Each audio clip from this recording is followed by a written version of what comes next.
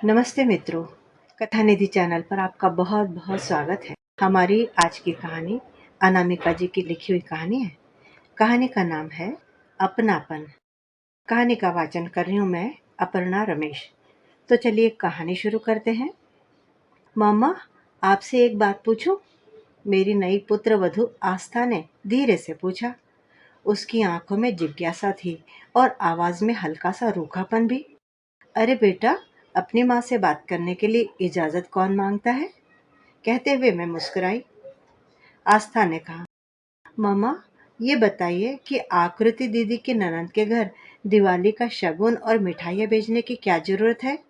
क्या दीदी के सास ससुर इतने लालची हैं कि उम्मीद करते रहते हैं कि वो वहां से? एक पल रुककर आस्था ने कहा, पता नहीं वो वहां कैसे रहती होंगी। फिर बोली, थैंक गॉड मुझे तो इतना प्यारा ससुराल मिला है। और मामा, आपकी तो मैं पूरी तरह फैन हो गई हूँ, फैन। मैं उसकी तरफ देखकर मुस्कुराने लगी। आस्था, बेटी आकृति तो बहुत किस्मत वाली है। उसे तुमसे भी बेहतर ससुराल मिला है। वहां तो हर रिश्ता प्यार और अपनेपन से बंधा हुआ है। तुम्हारी सासू माँ यानी मैंने भी उनसे बहुत कुछ सीखा है। शायद इसी वजह से तुम्हें या हमारे घर में आना, यहाँ के लोग इतने अच्छे लगे।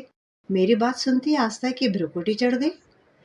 अच्छा, अब तो प्लीज मम्मा पूरी कहानी डिटेल में सुनाइए। मैं कुछ पल के लिए अतीत में खो गई। 7 साल पहले की वो यादें मन की स्क्रीन पर धीरे धीरे उभर आई। उस दिन मैंने बड़े उत्साह से करवा चौथ का व्रत रखा था, तुम्हारे ससुर जी की लंबी आयु के लिए। सजी धजी सुहागिन की तरह आंगन में दिए जल रहे थे। घर में भक्ति, शांति और संतोष का माहौल था। लेकिन बेटा, जिंदगी कभी एक सी तो नहीं रहती। अगली सुबह अचानक फोन बजा। तुम्हारे पति अंशु के दुर्घटना में घायल होने की खबर आई। पल भर में जैसे मेरी सारी दुनिया ठहर गई। हमारे कुरुक्षेत्र के छोटे से कस्बे में अस्पताल की सुविधाएं तो सीमित है। डॉक्टर ने अंशु की हालत देखकर तुरंत पीजीआई चंडीगढ़ रेफर कर दिया। सबसे बड़ी परेशानी तो ये थी कि चंडीगढ़ में हमारा कोई जान पहचान वाला नहीं था। अपने इकलौते बेटे की चिंता में हमारे चेहरे पर तनाव की रेखाएं गहरी होती जा रही थी। भीड़ भाड़ वाले अस्पताल में भी हम खुद को पूरी तरह अजनबी, अकेला महसूस कर रहे थे। तभी आकृति का जयपुर से फोन आया। मैंने घबराहट में सारी बात बताई। तब आकृति ने तुरंत कहा, माँ, पापा, आप घबराइए नहीं। मेरी ननद ज्योति दीदी चंडीगढ़ में ही रहती है। मैं उन्हें बता देती हूँ, वो आपकी मदद कर देगी।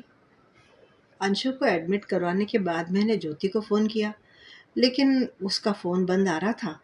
थकान और बेचैनी में मन में नकारात्मक ख्याल आने लगे। शायद जानबूझकर ही उसने फ़ोन बंद कर रखा है। आजकल के नौकरी पेशा लोग हम जैसे घर वालों से कैसे जुड़ेंगे? किसी को दूसरे की परेशानी से क्या लेना देना? शाम तक मैं इन्हीं सोचों में डूबी रही। तभी वार्ड के दरवाजे पर दस्तक हुई। सामने ज्योति ही खड़ी थी। चेहरे पर ममता भरी मुस्कान थी। हाथों में फल, दूध और घर का बना खाना। मैं कुछ क्षणों के लिए तो स्तब्ध रह गई। मन में लज्जा और आभार की लहर दौड़ गई। ज्योति ने प्यार से कहा, मौसी जी, ऑफिस में मोबाइल बंद रखना पड़ता है, इसलिए बात नहीं हो पाई। अब आप बिल्कुल चिंता मत कीजिए, सब ठीक हो जाएगा।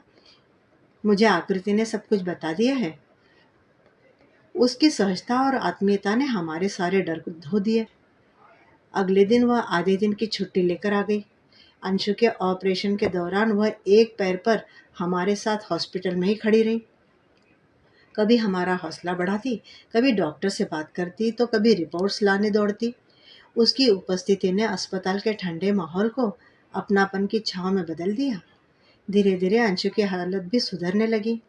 लेकिन अस्पताल से छुट्टी लेने में अभी 4 दिन शेष थे।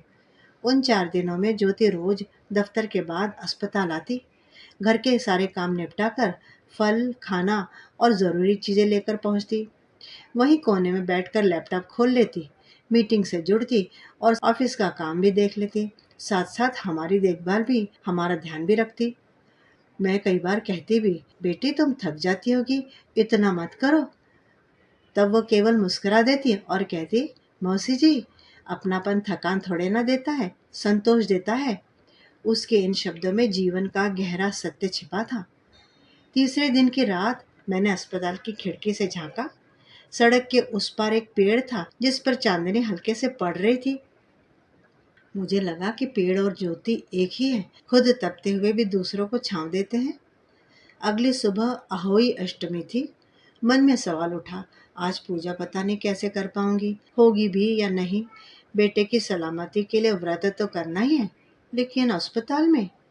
तभी ज्योति पूजन सामग्री के साथ ही वार्ड में आ गई। थाल में मिठाइयाँ, फल, दिया बाती देखकर मेरी आंखें नम हो आई।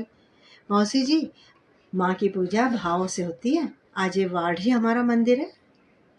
दोपहर में वह मुझे अपने घर ले गई ताकि मैं कथा सुन सकूं। शाम को व्रत पारण के समय वह फिर अस्पताल लौटी, डॉक्टर की सलाह के अनुसार अंशु के लिए हल्का खाना लेकर। जब मैंने अंशु को अपने हाथ से खाना खिलाया, तब मन में गहरी शांति बस गई।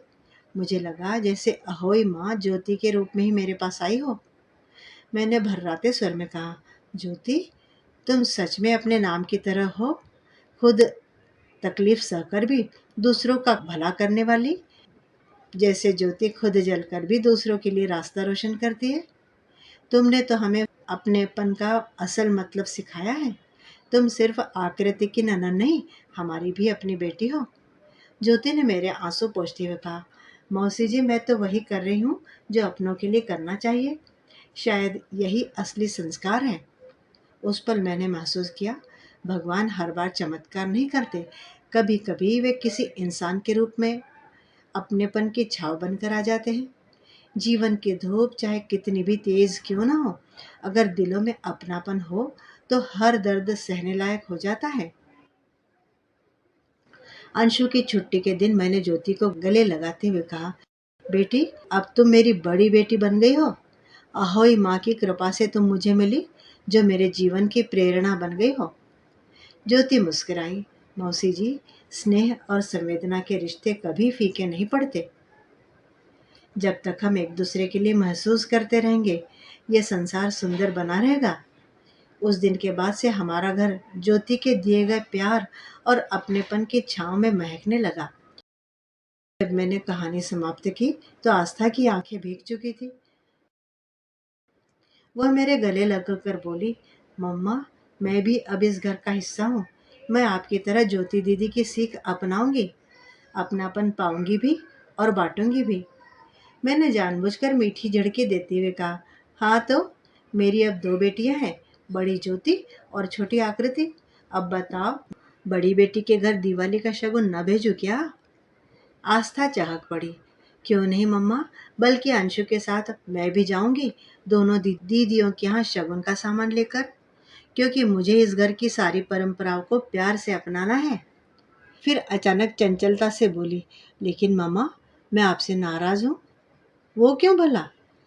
मैंने उसकी तरफ आश्चर्य से देखा। आपने दो बेटियों की बात की, तीसरी की नहीं। मैं भी तो आपकी सबसे छोटी बेटी हूँ।